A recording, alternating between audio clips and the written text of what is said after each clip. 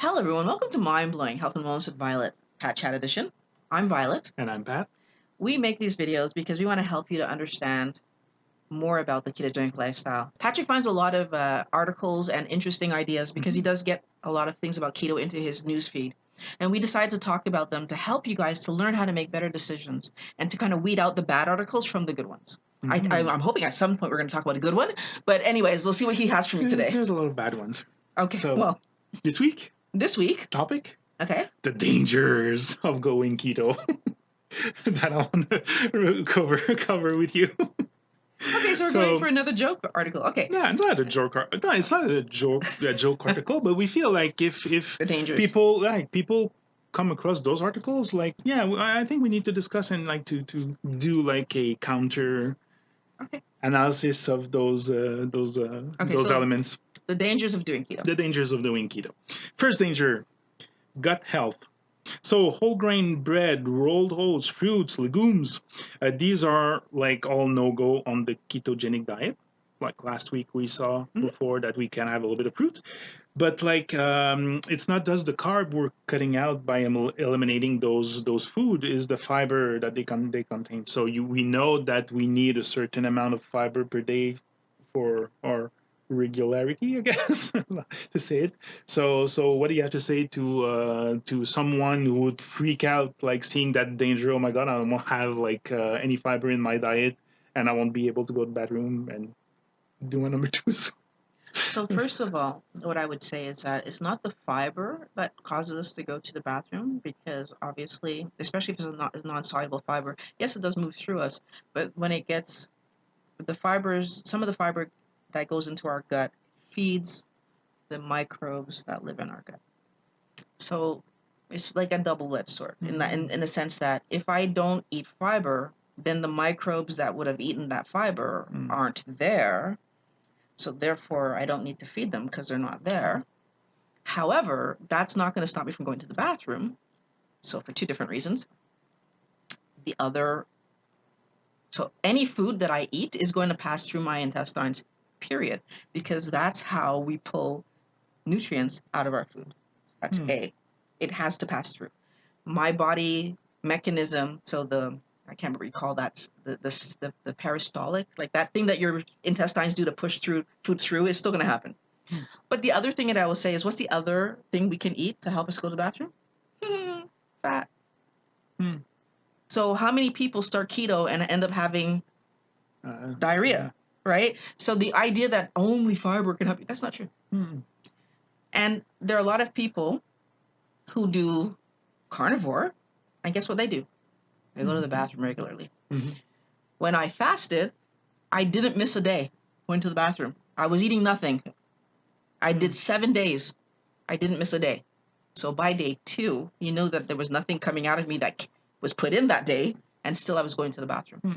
You don't need to have fiber, right?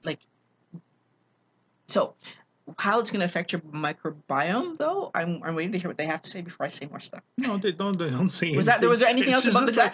Like each danger is very shortly described without like.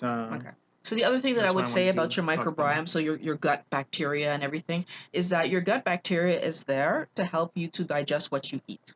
So if I'm eating certain foods, I will have the microbiome to support eating those foods. So obviously, when we eat a lot of carbs coming from grains and fruit and veg, then we have the microbiome to process carbs coming. But if you eat more fats, if you eat more meats, then you have the microbiome to process those things, right? Your body is not going to it can't even do it. How would those microbes survive if they don't have what they eat, right? You see?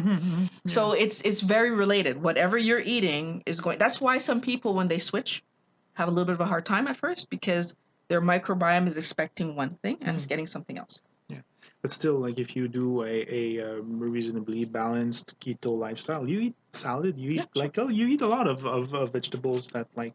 A lot of vegetables, like but you're not lot eating, of salad. You're not eating grains, guess, though, but which is what they were focusing on. They were saying that poor us, we're not eating grains. Yeah. Because the only thing so basically, just to point something out to you, because again, I just love when they hand me this kind of stuff. So I'm going to eat grains, so I have fiber, when I could eat cabbage, I could eat lettuce, I could eat broccoli, I could eat cauliflower, right? So like, do I need to eat grains to get fiber when I could eat these other things? It's not logical, right? Like, I'm still gonna get fiber from those things. And we know like there's a lot of fiber in avocados too. And avocados and olives and butter. So not a real danger, people. Okay. Second danger, heart health. Okay. So basically, like the argument here is making a difference between good fats, bad fats. So there's no problem with the olive oil, avocado oil, seeds, nuts to support optimal brain and heart health. The problem with the author of the article is for like with people that put spoonfuls of butter in their coffee, just cook everything in bacon oil, bacon fat. So is there such a thing as good oils versus bad oils? Yes. And like what he mentioned as bad oil, are they really bad oils? So there is such a thing as good oils versus bad oils, but not the ones he's talking about. Any man-made oil. So if you're talking about margarine, if you're talking about canola oil, vegetable oil, like those are man-made oils, and those are absolutely horrible for your body. But when you're talking about, first of all, let's go with the butter idea. Let's just start there. So if I understood him well, because I don't eat bread, eating butter is going to hurt me. But if I eat bread and I put some butter on it, I'm going to be fine. Oh no, he wasn't talking about the butter on the bread in the first. No, but I'm just pointing. I'm pointing out, right? Like the people that make these articles, they're like, let's be realistic. Most people who are having a toast is putting what on it. My first problem there is that his concern is that I'm putting the butter in my coffee, not on my toast. No, I think his concern is with butter in general. His concern is more with saturated fat in general, so animal fats. So the second part I'm going to say is that we have been... Because we hear that all the time, that like saturated fats, animal fats are bad for your heart. It's the same people that are telling us that carbs are good for us. That's telling us that. So the thing that I'm going to point out too is that butter and lard in our bodies are metabolized well, and they don't cause inflammation, versus canola oil causes inflammation. Omega-6 versus omega-3s that you get from in butter. And so there's again, I'm not going to pretend to know all the percentages and whatever, because I don't. Okay, I'm going to say that right off the bat. What I do know is that every doctor that I've heard talk about, first of all, bacon, second of all, butter, lard, have all said there's no issue with having them in reasonable quantities. If you have anything in an unreasonable quantity, you're going to create a situation for yourself. If you are eating a pound of butter a day, I don't care what the doctor says, you're going to have a problem eventually, right? But if you're eating a normal amount of butter, and again, so let's say a serving of butter in something, whether it's on a piece of toast. Or in your coffee. Not on a piece of toast, though. I'm talking about the butter now. The butter alone. If regardless of where you're putting that butter, if it's a reasonable amount of butter, you're going to be fine. The problem that most people have is that they're going to try to link butter, lard, bacon to cholesterol issues. It's not the same thing. Your cholesterol being... So the negative cholesterol is happening because of chemical reactions that are happening in your body because you eat too many carbs.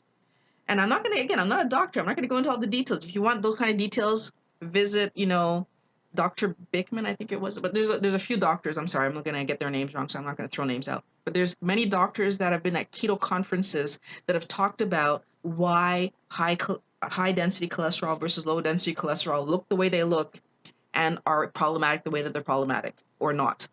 But the one thing that came across that was very clear is that cholesterol itself is not a problem. If we don't eat it, our body makes it. So it's not a problem.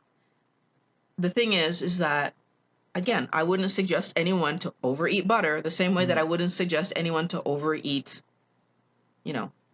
anything. Like, it doesn't matter. If I overeat it, that means I'm eating more than my body needs. That's not good for me. Yeah. And like whether you put in your coffee or you cook with it, like as long as you keep track of what you eat, like there's no problem with those fats. And also, as long as you're not force feeding it to yourself. Like you see, the thing that I would say is that if I'm putting it in my coffee because I feel like I have to get a certain amount and I'm trying to hit a number, okay, you know what? Eat until you're satiated, When you're satiated, stop eating. Mm-hmm. If you do that, the chances are very good you're not going to overeat fat, because fat is hard to overeat, right? You actually have to work at it because it's very filling. So if you just eat normally and stop when you're satiated, not when you're full. Stop when you're satiated. That means I'm not hungry anymore, I stop eating. So those people who are eating even when they're not hungry, yes, there's a possibility that you could end up overeating fat. So in the end, what do we want to avoid? What fats do what oils or fats do we want to avoid? Man-made. Man-made. So that those are vegetable oil, margarine, canola, all the oils that are not naturally sourced. So if you can cold press it and get it as an oil, good. Yay. If you have to chemically extract it from, that's not natural. That's not natural. Okay, third danger, bone health. Bone health coming from the fact that we don't drink milk, we don't eat yogurt, we don't like those high sugar yogurts. So basically, we're gonna lack in calcium. Yeah, once dairy is wiped out, it's rather hard to get enough calcium without careful planning, and that could be detrimental to your bone health and quality of life in the long run. You know, I don't know if any. Where do we get our calcium? Basically, I don't know if any of you guys have ever tried this vegetable called collard greens. It's really popular in the U.S. And guess what? It has a lot of calcium. Calcium. Guess what? Vegetables have calcium. Yeah. They have magnesium. They have calcium. They have phosphorus. They have all kinds of. Again, you know, basically, what this article is trying to say is that there's only one source of calcium. That's not true. I'm sorry. What about all of the people who are absolutely allergic to milk, like myself?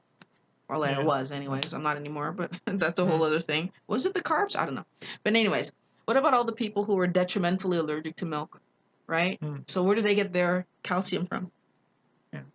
It doesn't make sense. There's multiple places that you can get calcium. Yeah. So it's really about making sure that you're getting what you need. The other thing that I'll point out is that, you know, if we eat nutrient-dense vegetables and we have balance, so we're trying to eat varied. And also, if we decide to be carnivore and eat nose to tail and try to get, right, either of those scenarios can make sure that you have all the micronutrients that you need and all of the minerals that you need. It's just about making choices. If I'm not going to drink milk, I will allow myself to get my calcium from other sources.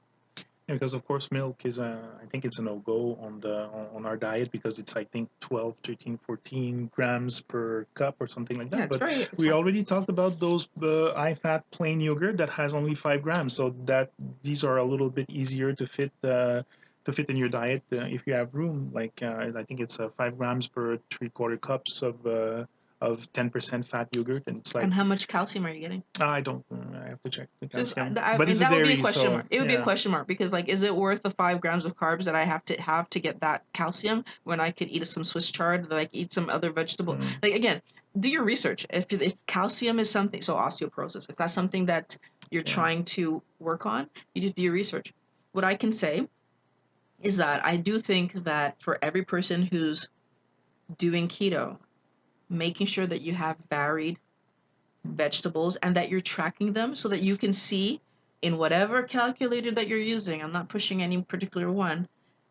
Just look and make sure that your micronutrients are saying that you're getting the quantities that's healthy for you, right? Again, it's an estimate, right? But if I'm closer to hitting my numbers when I have a variety, then that tells you that you're balancing well, right?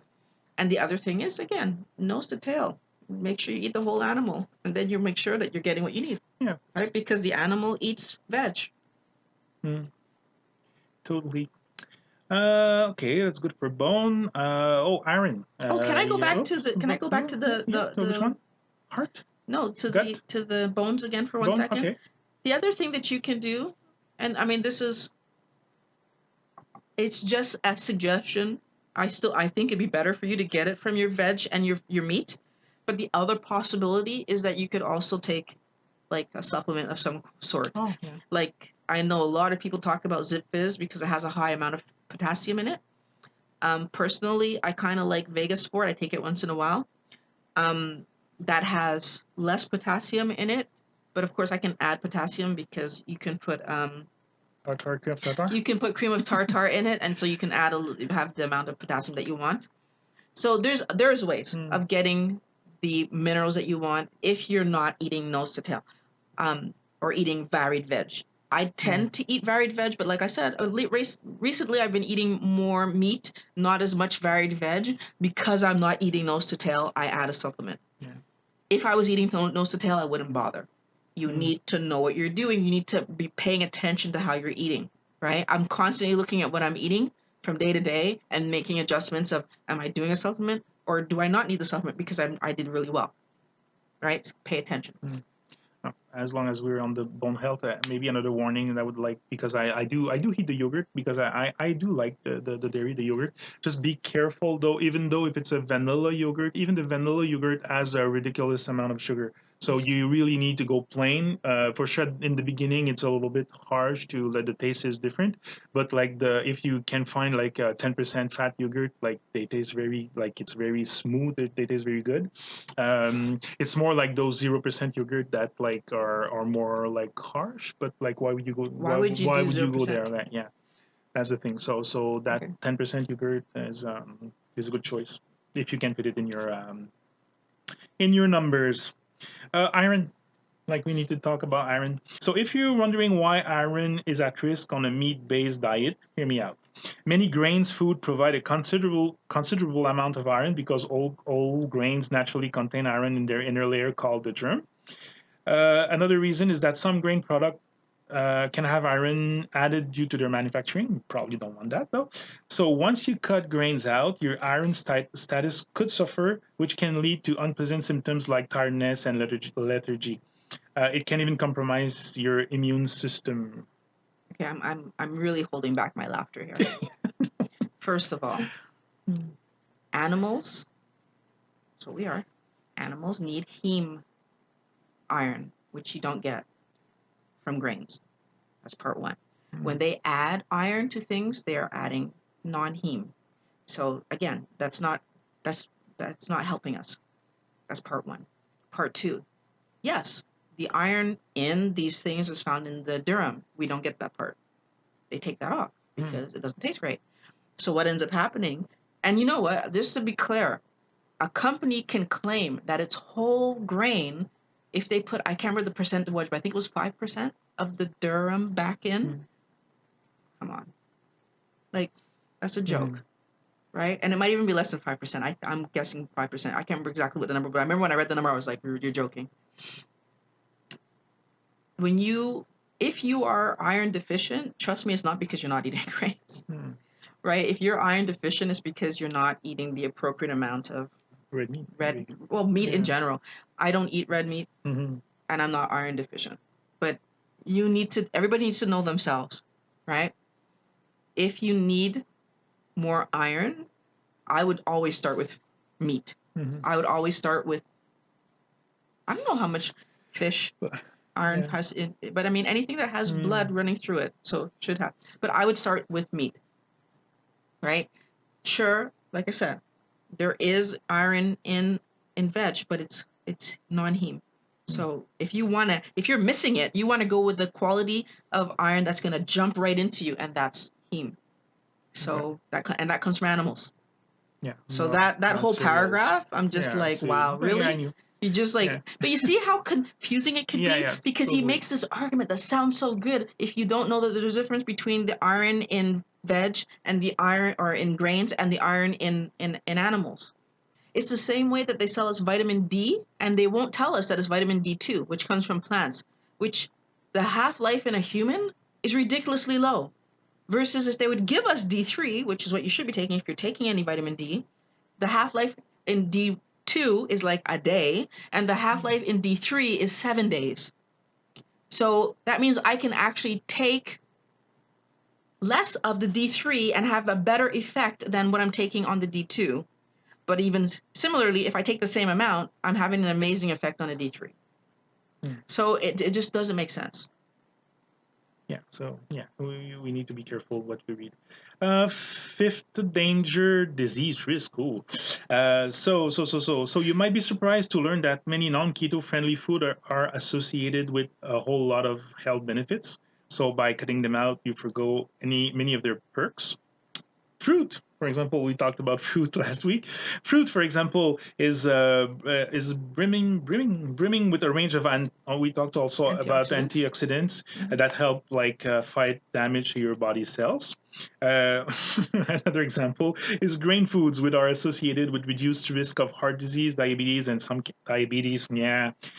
cancers. Some goes for legumes too.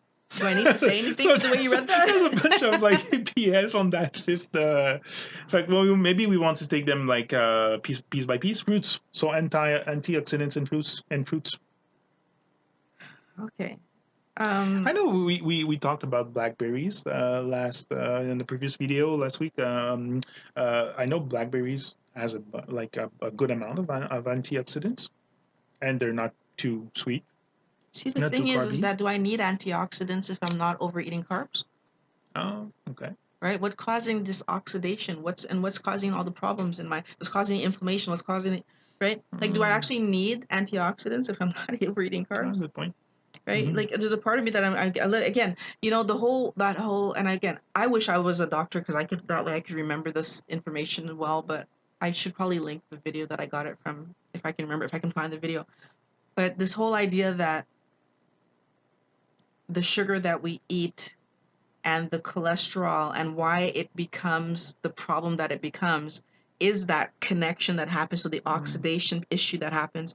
And again, I'm not a doctor, so I can't go into the details, but I remember reading this and thinking, wow, how did we get it so wrong? Because people are being pushed to eat carby things. Your body is going to produce cholesterol. The problem will just always be there. Whereas if I don't eat carby things, the cholesterol in my body doesn't get that negative. So again, I wish I was a doctor so that would have stuck with me better. But when I watched it, I was truthfully amazed. So do I need antioxidant? Now, the other thing is, you know what? Like, for the amount of sugar that I get from the fruit to get some antioxidants, are there other ways to get those antioxidants? Would I get them from veg? So. And do I need them? But that's the other thing. Yeah. Like, so I'm that one. I'm gonna stay middle of the road. I'm not gonna scream, but I'm gonna stay middle of the road because I feel like from what I know and what I've already shared with you guys, like, the benefit of antioxidants is nowhere near the catastrophe of the amount of fructose that you're gonna ingest and the harm you're gonna do to your liver. So if I kill my liver, does it matter that I had some antioxidants? Like, I have a hard time with that.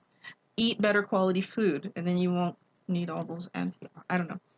What about the last part is really funny. What about not even whole grain foods, like grain foods and diabetes? Like carbohydrates in the grains is going to push you so fast towards diabetes that I don't even understand what he's trying to say. How will whole grains? I know what. I'm going to tell after. Okay. It's just because I won't name the person, but is an online and Sydney-based accredited practicing dietitian. We made a video about dietitians before. Okay. So this dietitian is saying how is grains going to stop me from having diabetes? No, yeah, they don't say the whys, but they just the author just say they do. But since we did the video about dietitians, okay, so basically not being very pro keto, I'm just but here's the problem that I have. You make a big statement like that. Grains are going to help me not acquire diabetes. Okay. The way that we acquire diabetes is by having too many carbohydrates in our blood over a long period of time, because that causes our insulin levels to stay high. When insulin levels are high, we become resistant to the effective insulin. When we become resistant to the effective insulin, that causes our body then not to be able to put the carbs away, which means our body has to produce more insulin to get the carbs to be put away. At some point, we cannot produce enough insulin to put away the carbs that we're eating. Grains are carby. You say that out loud again. the more I eat carbs, the more I engage the system, the more my body struggles to put those carbs away till the point where I can no longer put the carbs away. And that's the definition of diabetes. Yeah. So I'm struggling right now to understand how eating carbs, grains are carbs, how eating carbs is going to stop me from becoming diabetic. Yeah. It will actually push me towards becoming diabetic. Mm. That's like saying I should drink alcohol every day to not become an alcoholic. It doesn't make sense. But honestly, all of those 5 dangers seems that I feel they're coming right from the Canadian nutrition guide thingy that like are pushing grains. Have been pushing grains for how many years now? Because especially here in Canada, we're a big producer of grains. So yeah. So at that point, we're back to the story that I'm always afraid of, which is, are you trying to sell me something? And so, you know, if everything that's being said in this article is towards getting me to abandon the lifestyle that helped me to regulate my weight, helped me to regulate my inflammation, helped me to regulate my arthritis that I thought was coming on because I was having, helped me to regulate my joint pain, which kind of could be considered arthritis, helped me to regulate my, like, I don't know what I would call it, but like I feel more clear, and I feel like if you're telling me that everything in this article is saying that everything I did to feel amazing somehow is hurting me, you know what? I'm willing to take my chances. I'm going to keep doing this. Because I was doing that and I had all those symptoms.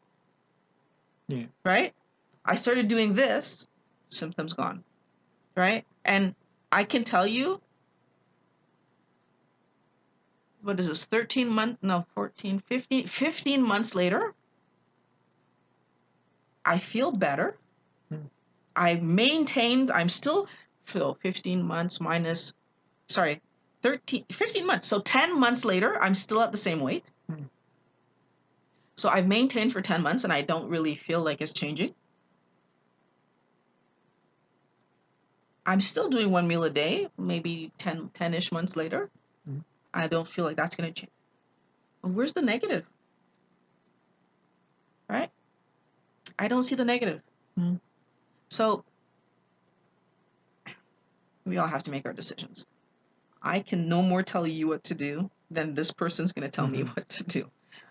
But you need to listen to the arguments that they're giving and ask yourself, is this really in line with what the doctors and all the research that's coming out of things like keto conferences, is it in line with what we're being now made aware of? Because, 500 years ago, do I have to go back that far? How many 100 years ago was it before they realized that we need to wash our hands before we did surgery or we would kill people, right? And they were against it. They said it's ridiculous. Doctors are gentlemen. Gentlemen cannot be dirty. That was their reasoning to not wash their hands. Doctors are gentlemen and gentlemen cannot be dirty. Would go from a cadaver to a person. Listen, when we start to learn new information and when things are being proven to be correct, it's really important for us to really listen out and figure out how are we going to make these changes fit in with what we're trying to do, right? So my suggestion to everybody, when things don't make sense, like, do more research. Check it out. Totally. Don't just take it from face value. Oh my goodness, if I don't eat grains, I'm going to become diabetic. Like, clearly that's not true. If you do eat grains, you're going to become diabetics. So, but yeah. So this was my little article. So just like you said, just be careful what you read. I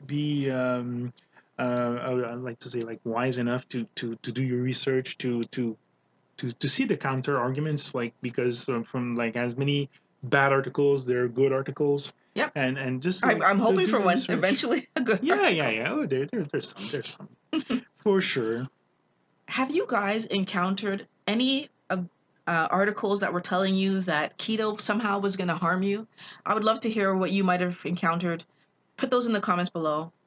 You know what? If you're new here and you like this content, please subscribe, because we make these videos weekly, usually on a Thursday or Friday we put a video up.